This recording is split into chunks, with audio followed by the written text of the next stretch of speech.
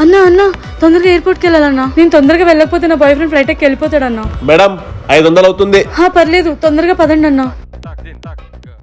అన్న స్పీడ్ గా వెళ్ళొచ్చు కదా, ఇంత మెల్లగా వెళ్తున్నారు. మేడం ఇది ఆటో, BMW కాదు స్పీడ్ గా వెళ్ళడానికి. అన్నా నేను త్వరగా వెళ్ళకపోతే నా బాయ్ ఫ్రెండ్ దుబాయ్ వెళ్ళిపోతాడు. ఏంటి అప్పటి నుంచి బాయ్ ఫ్రెండ్ అంటున్నావు?